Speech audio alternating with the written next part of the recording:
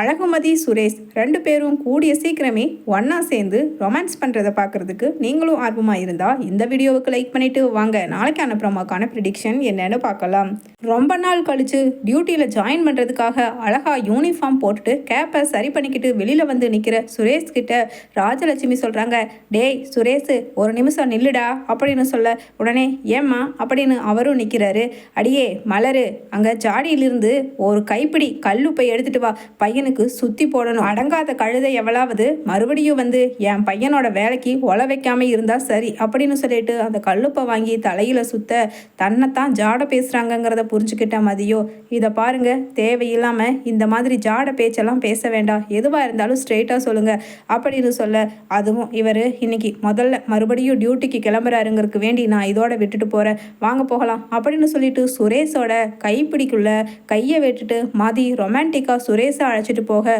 சுரேஷும் எதுவுமே பேசாமல் புல்லட்டை ஸ்டார்ட் பண்ண, அக்கா நாங்கள் கிளம்புறக்கா அப்படின்னு மலரை பார்த்து சொல்லிட்டு அழகுமதியும் அப்படியே புல்லட்டில் ஏறி சுரேஷுக்கு பின்னாடி உட்காந்து கட்டி அணைச்சி போகிறாங்க. அதை பார்த்துட்டு வயிற்றுச்சல்ல என்ன திமிர் பேச்சு பேசிட்டு போறா பார்த்தீங்கல்ல, அப்போ கூட அவன் ஏதாவது வாயை திறந்து பேசினான்னு பார்த்தீங்களா, வர வர நம்ம பையன் சுரேஷும் போக்கு சரியில்லைங்க அப்படின்னு சொல்லிட்டு பேசுகிறாங்க ராஜலட்சுமி. உடனும் ராகவனும் எல்லாம் இருக்கிறது தான் ராஜலட்சுமி, நீ பேசாமல் அமைதியா உன்னோட வேலையை மட்டும் பாரு அப்படின்னு சொல்ல, உடனே அப்படின்னு வாயை கோணிக்கிட்டு போய் மலரே காஃபி எடுத்துட்டு வா அப்படின்னு சோஃபாவில் உட்காந்துடுறாங்க. அதே சமயம் அன்னைக்கு சாயங்காலம் திரும்பி வந்த சுரேஷ் சொல்கிறாரு, நம்ம வீட்டுக்கு புதுசாக ட்ரைனிங்காக அங்கே குன்னக்குடியிலிருந்து ஒரு லேடி இன்ஸ்பெக்டர் வர்றாங்க அப்படின்னு சொல்கிறாங்க. உடனே வீட்டில் இருக்கிற எல்லாருமே என்னது என்ன சுரேஷ் சொல்கிற அப்படின்னு மலர் கேட்க, அண்ணி ஆமாம் அண்ணி, ஒரு லேடி இன்ஸ்பெக்டர் புதுசாக டியூட்டிக்கு ஜாயின் பண்ணியிருக்காங்க, அவங்கள ப்ராக்டிஸ்க்கு ட்ரைனிங்க்குன்னு என்னோடய ஸ்டேஷனில் தான் என்னோடய அசிஸ்டண்ட்டாக போட்டிருக்காங்க, அவங்க பேர் கூட ராஜேஸ்வரி, அவங்க பாண்டியன் ஸ்டோர்ஸுங்கிற மளிகை கடை வச்சுருக்கிறவங்களோட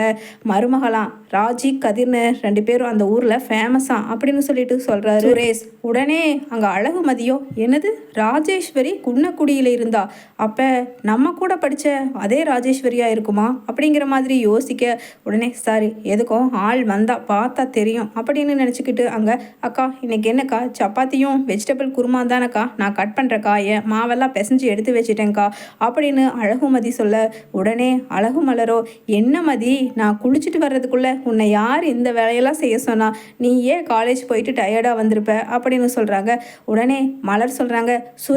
சுரேஷு பாரு அங்கே ஒரு ஆம்னி வந்து நிற்கிது, வெளியில் வந்து பாருங்க எல்லாரும் அப்படின்னு கூப்பிடுறாங்க. உடனே அங்கே போலீஸ் ட்ரெஸ் போட்டுட்டு அழகாக வர்றாங்க ராஜேஸ்வரி கதிர் 2 பேருமே. பின்னாடியே கோமதியும் இறங்கி வர, அப்போ வெளியில் நிற்கிற ராஜலட்சுமி, என்ன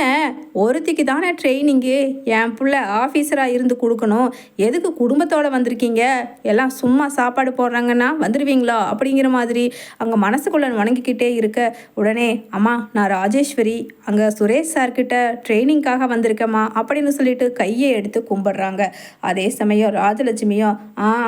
இருக்கட்டும் அப்படின்னு அங்கே திமிரா காட்ட, உடனே அழகுமலர் வாங்க வாங்க, சுரேஷ் இப்போ தான் சொல்லிட்டு போச்சு குளிக்கிறதுக்கு போயிருக்கு, வாங்க உள்ளே வாங்கினீங்க அப்படின்னு சொல்லிட்டு அழைச்சிட்டு போக, மதி சுரேஷ் குளிச்சுட்டு வந்துட்டானா, அவங்க வந்துட்டாங்கம்மா அப்படின்னு மலரும் கதவை தட்ட, உடனே அக்கா இதோ நான் வந்துடுறேன் அப்படின்னு கதவை திறந்துட்டு வர, அங்கே போலீஸ் ட்ரெஸ்ஸில் நிற்கிற ராஜியை பார்த்த உடனே ஷாக் ஆகி, ராஜி நீயாடி அப்படின்னு கேட்குறாங்க. மதி நீயாடி அப்படின்னு 2 பேருமே பார்த்துக்க 2 பேருமே கட்டி அணைச்சு அவங்களோட ஃப்ரெண்ட்ஷிப்பை ஞாபகப்படுத்தி சந்தோஷப்பட்டுக்கிறாங்க. எல்லாருமே வாயை பழந்துட்டு அதிசயமாக பார்க்க, தலை துவட்டிக்கிட்டே டவலில் வெளியில் வர்றாரு சுரேஷோ. என்னங்க இவ நான் என் கூட படித்த ராஜி அப்படின்னு சொல்லிட்டு சுரேஷ் கிட்ட சொல்ல, உடனே சுரேஷும் ராஜேஸ்வரி உன் கூட படித்தாங்களா அப்படின்னு கேட்குறாரு. ஆமாங்க 2 பேருமே யூஜி பிஜி 2 பேருமே ஒரே காலேஜில் தான் நாங்கள் முடித்தோம் அப்படின்னு சொல்ல, ஆமாம் ஆனால் நான் இங்கே அழகுமதி இருப்பான்னு நினச்சி கூட பார்க்கல கதிர் அப்படின்னு ராஜியும் கதிர்கிட்ட சொல்ல, எப்படியோ ஒன்று எங்களுக்கு ரொம்ப சந்தோஷமாக இருக்குங்க, ஏன்னா 2 பேரும் ஒரே வீட்டில் இத்தனை நாள் கழித்து மீட் பண்ணிக்கிறதுக்கு, இனி ராஜி இங்கே தான் 1 மாதத்துக்கு ட்ரைனிங்காக எடுக்க போகிறா அப்படின்னு சொல்ல, உடனே ராஜலட்சுமியும் என்ன 1 மாசத்துக்கா அப்படின்னு கேட்குறாங்க. உடனே ராஜி, கதிர், கோமதி 3 பேருக்குமே இவங்க நம்ம இங்கே இருக்கிறது பிடிக்காம தான் கேட்குறாங்க போல அப்படிங்கிற மாதிரி முகம் வாடி போயிட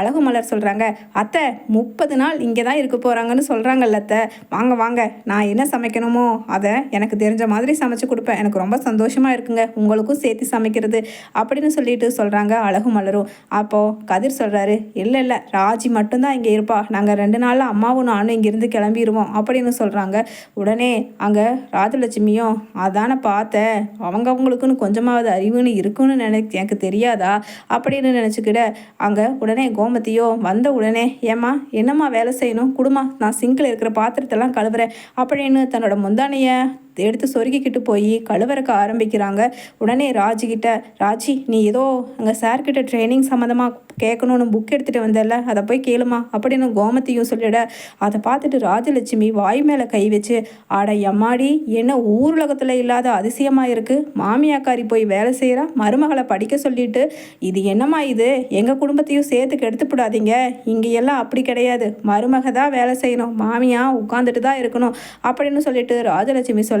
உடனே அழகுமதி சொல்கிறாங்க, அதில் ஒரு சின்ன திருத்தம், மருமக எல்லா வேலையும் செய்யணும்னு சொல்லலாம், கூடவே மாமியா சும்மா உட்காந்துட்டு இருக்கிறது கிடையாது, டிவி பார்த்துட்டு இருப்பாங்க, ஃபேன் போட்டு விட ஆள், ரிமோட் எடுத்து கொடுக்க ஆள் அப்படின்னு அவ்வளவு ஒரு சொகுசான மாமியாராக இருக்கீங்கன்னு சொல்லுங்கள் அப்படின்னு சொல்ல உடனே கோமதி சொல்கிறாங்க, சே எங்கள் வீட்டில் எனக்கு 3 மருமகளுங்க, அவங்கக்கிட்ட எல்லாம் நான் கிச்சனில் வேலையே வாங்க மாட்டேன், எடுபடி வேலை வேணும்னா செஞ்சு கொடுப்பாங்க, எங்கள் வீட்டில் எல்லாருக்குமே என்னோட சமையல் தான் பிடிக்கும், அதனால் நான் சமைச்சு போட்டால் தான் எனக்கு மனசே கேட்கும் அப்படின்னு கோமதியும் சொல்ல உடனே ராஜியும், ஆமாம் அத்தை எங்களுக்கு பிஸ்னஸ் பண்ணுறதுக்கும், அக்கா மீனாக்கா ஆஃபீஸ் போகிறதுக்கும், அதுக்கப்புறம் நான் படிக்கிறதுக்கும் எல்லாத்துக்குமே சப்போர்ட்டாக இருந்தவங்க எங்கள் அத்தை தான், வீட்டில் அத்தனை வேலை செய்வாங்க, நாங்கள் எல்லாருமே எங்களோட ஒர்க்கை பார்த்துட்டு கூட வீட்டில் எடுபடி வேலை மட்டும்தான் பார்ப்போம் அப்படின்னு சொல்ல உடனே ராஜலட்சுமி அப்படியே ஏறி உடனே சொல்கிறாங்க, இதை பாருமா, சுரேஷ்கிட்ட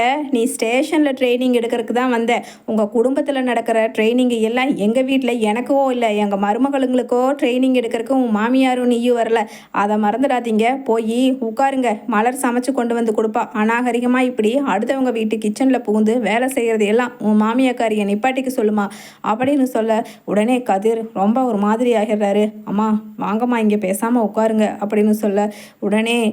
ராஜி கேட்குறாங்க அழகுமதி கிட்ட, மதி உங்களுக்கு கஷ்டமாக இருந்தால் நாங்கள் வேணால் வெளியில் 1 மாதம்